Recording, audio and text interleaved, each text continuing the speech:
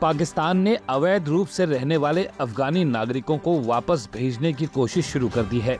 पाकिस्तान में रहने वाले हजारों शरणार्थी अफगानिस्तान बॉर्डर की ओर निकल पड़े हैं।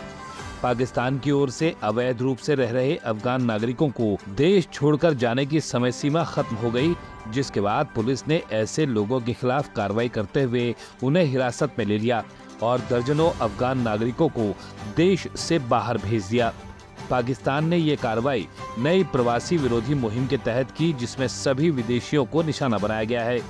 इससे करीब 20 लाख अफगान नागरिक प्रभावित होंगे, जो बिना दस्तावेज के पाकिस्तान में रह रहे थे। संयुक्त राष्ट्र एजेंसियों, मानवाधिकार कार्यकर्ताओं और अफगानिस्तान में तालिबान के नेतृत्व वाले प्रशासन ने इस मुहिम की आलोचना की।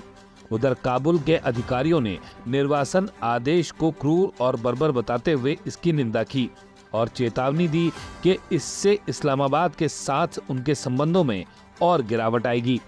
अब सवाल है कि संयुक्त राष्ट्र की संस्था UNHCR की उस चेतावनी का क्या होगा, जिसमें उसने पाकिस्तान से ऐसा कोई भी कदम न उठाने को कहा था।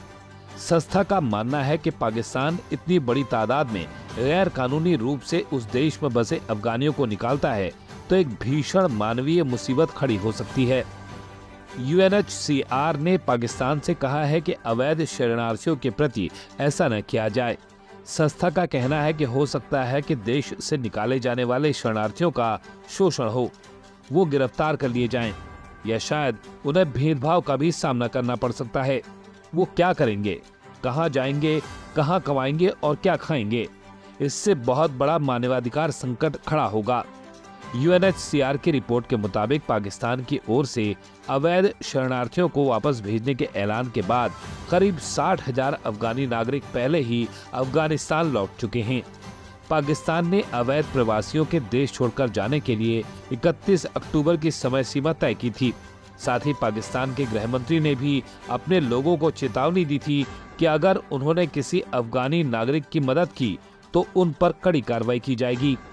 जानकारों का मानना है कि बड़े पैमाने पर बेदखली के पीछे बढ़ता उग्रवाद, आर्थिक संकट और सबसे ज्यादा पाकिस्तान और तालिबान सरकार के बीच बढ़ती दूरी है।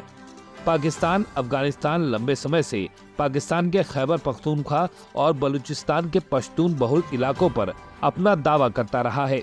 पिछले साल अगस्त में तालिबान के अफगानिस्तान में एक बार फिर से लौटने के बाद पाकिस्तान ने उसके साथ लगी 2700 किलोमीटर लंबी सीमा पर कटीले तार लगाने शुरू कर दिए, लेकिन तालिबान के कड़े विरोध के बाद ये काम शुरू नहीं हो सका।